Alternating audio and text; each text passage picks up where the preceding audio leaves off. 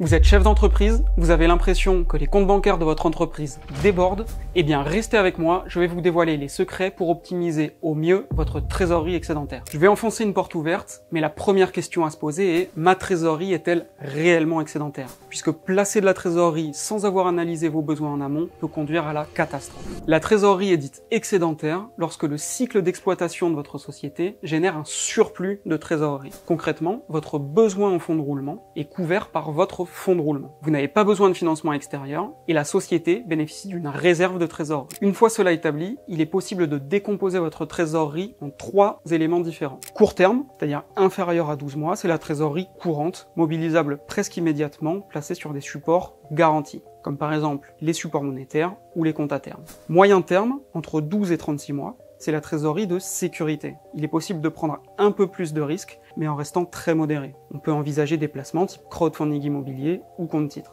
Et enfin long terme, mobilisable plus de 36 mois, c'est la trésorerie de réserve. C'est à partir de là que l'univers d'investissement s'élargit réellement. Vous pouvez par exemple investir sur un contrat de capitalisation, des SCPI ou encore du private equity. Ok, il est maintenant temps d'entrer dans le vif du sujet. Solution numéro 1 pour votre trésorerie, le contrat de capitalisation. Le contrat de capitalisation est une enveloppe de gestion financière très intéressante. Il n'a pas de plafond de dépôt, pas de limite de détention dans le temps. Lorsque le contrat est souscrit par une personne morale, ou dans votre cas votre société, il est généralement, voire même obligatoirement, alimenté par une prime unique. Réaliser d'autres versements sur le même contrat peut engendrer des difficultés au niveau de la fiscalité, et nous y reviendrons un peu plus tard. Si vous souhaitez donc faire d'autres versements sur un contrat de capitalisation, il est préférable d'ouvrir de nouveaux contrats. Sur ce contrat, vous aurez le choix entre investir en unités de compte ou en fonds en euros. Si l'investissement en unité de compte est possible pour toutes les sociétés, quelle que soit leur forme, le fonds en euros, lui, est réservé aux sociétés patrimoniales et aux holdings non animatrices qui ont pour objet social la gestion de leur propre patrimoine. Au niveau comptable, la gestion du contrat est assez simple, puisqu'il est traité comme un produit unique et non comme plusieurs produits en fonction des sous-jacents. La valeur nominale du contrat est donc inscrite sur une seule ligne dans votre comptabilité. Pour les contrats multisupports, les plus-values latentes ne sont pas comptabilisées puisqu'ils ne sont pas garantis. La règle est la même pour les intérêts issus du fonds euro, puisque vous pouvez les réinvestir sur des unités de compte et donc en subir les fluctuations.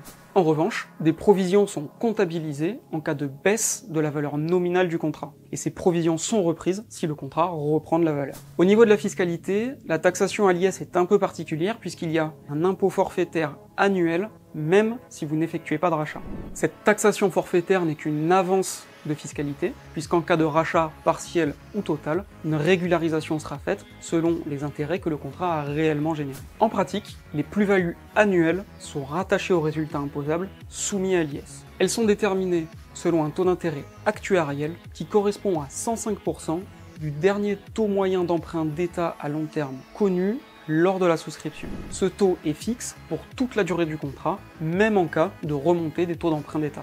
Pour un contrat souscrit au 31 décembre 2024, ce taux est de 3,06%. Un élément important à garder en tête, la souscription d'un contrat de capitalisation dans une société peut être incompatible avec la volonté de distribuer des revenus aux associés. En effet, pour verser un revenu aux associés, cela suppose que la société dispose d'un résultat comptable distribuable. Or, en raison des amortissements liés aux immobilisations et des éventuelles moins-values pour dépréciation sur les unités de compte, la société peut avoir un stock de trésorerie tout en ayant un résultat comptable nul, voire négatif. Par ailleurs, en cas de rachat sur le contrat, la quote-part distribuable se limite au montant des intérêts générés par le contrat, alors que le rachat en lui-même est composé d'une part de capital et d'une part d'intérêt. Solution numéro 2, la souscription de parts de SCPI. Les SCPI permettent d'accéder au marché de l'immobilier pour un coût limité et en mutualisant les risques locatifs. Il s'agit d'un investissement long terme et peu liquide. Les revenus et les plus-values des SCPI sont taxés à l'IS. Mais vous pouvez tout à fait déduire les intérêts d'emprunt et les frais d'entrée de vos SCPI de votre résultat. Attention cependant, aucun amortissement n'est déductible au titre des SCPI. C'est la raison pour laquelle il est assez rare de préconiser cette solution pour le placement de votre trésorerie excédentaire, mais vous pouvez l'envisager en achetant uniquement l'usufruit de ces SCPI. Il est beaucoup plus intéressant de se tourner vers cet usufruit puisque cela permet un meilleur rendement et le bénéfice des amortissements. En effet, l'usufruit, par définition, perd de la valeur au fil du temps. À l'échéance prévue, l'usufruitier n'a plus aucun droit sur les SCPI. La pleine propriété se reconstitue automatiquement sur la tête du nu propriétaire. La durée d'usufruit que vous allez sélectionner est donc très importante, puisque cela va déterminer la durée pendant laquelle votre société va percevoir des revenus, et cela va aussi conditionner le prix auquel vous allez acheter cet usufruit. Plus la durée va être longue, plus le prix sera élevé. Les revenus, quant à eux, sont versés sur la base de la pleine propriété, d'où le fait d'avoir un rendement beaucoup plus intéressant. Voici un exemple pour l'illustrer. Si le prix de l'usufruit des parts que vous achetez est de 20% de la pleine propriété, en tant que société, vous investissez 50 000 €. Avec un rendement de 4,5%, les revenus annuels que vous allez toucher seront de 11 250 €. Au total, sur 5 ans, vous aurez donc touché 56 250 €. À la fin de la période, la valeur de votre capital sera nulle, puisque l'usufruit sera rendu au nu propriétaire. On constate donc un gain net de 6 250 €. Différence entre le cumul des revenus perçus et le montant que vous aviez investi au départ. Votre trésorerie disponible sera de 56 250 €, ce qui vous donne un TRI, un taux de rendement interne de 4,06%. Vous l'avez compris, le capital investi disparaît au profit d'une reconstitution par la distribution de revenus sur une base plus importante. À l'issue du montage, les revenus cumulés sont supérieurs au montant investi. Pour bénéficier pleinement de ce mécanisme, une astuce est à connaître. Vous pouvez investir vous-même aux côtés de votre société. Le principe est le suivant.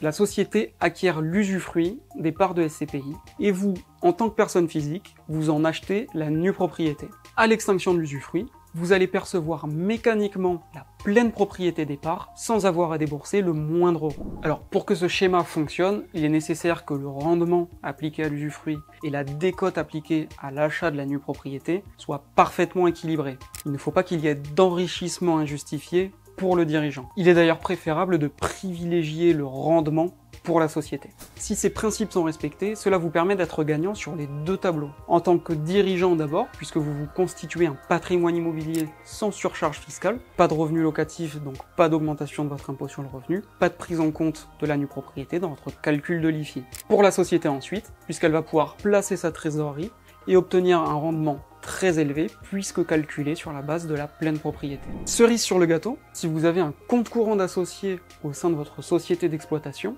eh bien vous pouvez vous faire rembourser ce compte courant grâce au flux généré par les revenus des SCPI. Et vous pouvez vous faire ce remboursement sans aucune taxation, dans la limite évidemment de la trésorerie disponible au sein de la société. Solution numéro 3, le compte-titre ordinaire. Il s'agit d'une enveloppe financière et fiscale au même titre que le contrat de capitalisation. Mais c'est la solution la plus souple qui puisse exister pour placer de la trésorerie excédentaire. Il bénéficie en effet d'une mise en place simple et rapide, d'une disponibilité permanente et d'une structure de frais déductible de votre résultat financier. Vous pouvez accéder facilement à un univers d'investissement entièrement personnalisable dont l'espérance de gain sera en fonction du profil de risque que vous avez choisi. Et là, j'ai un autre tips à vous donner. Ne vous contentez pas des produits présents sur le marché. Créez le vôtre. Il est possible, à partir de 50 000 €, de créer un produit structuré sur mesure. Pour cela, il suffit d'établir un cahier des charges et de questionner un broker qui lui-même questionnera d'autres banques pour vous proposer les meilleures conditions. Une fois le produit créé, il vous suffira d'y souscrire au travers de votre compte titre et le tour est joué. Si vous voulez en savoir plus sur le fonctionnement et sur les pièges à éviter, je vous invite à aller en description où vous retrouverez notre vidéo dédiée aux idées reçues sur les produits structurés et notre guide dédié à la création de produits structurés. En ce qui concerne la fiscalité, c'est assez facile. Les produits, dividendes, coupons, plus-value, sont intégrés aux résultats financiers de l'entreprise et taxés à l'IS classique. À l'inverse du contrat de capitalisation, les gains sont comptabilisés sur chaque titre et non sur l'enveloppe globale du compte titre. Les gains latents sur les OPCVM investis à moins de 90% en actions de société de l'UE sont imposés annuellement à la clôture de l'exercice. Les gains latents sur les autres titres, actions, obligations, etc., ainsi que les OPCVM investis à plus de 90% en actions de société de l'UE, ne sont pas imposés chaque année, mais uniquement au moment de la vente des titres. Dans tous les cas, les moins-values latentes sont prises en compte et déductibles chaque année au titre des provisions, à l'exception des moins-values latentes sur les titres de participation. Voilà donc 3 solutions possibles pour placer votre trésorerie excédentaire. Évidemment, il en existe d'autres. Contactez-nous pour qu'on puisse étudier ensemble quelle solution est la plus adaptée à votre situation. Pour parfaire vos connaissances sur la gestion patrimoniale de votre société, allez voir la vidéo de mon confrère sur le pacte du trade. J'espère que cette vidéo vous a plu. Si c'est le cas, mettez un like, n'hésitez pas à mettre un commentaire si vous avez des questions, et à bientôt pour une prochaine vidéo.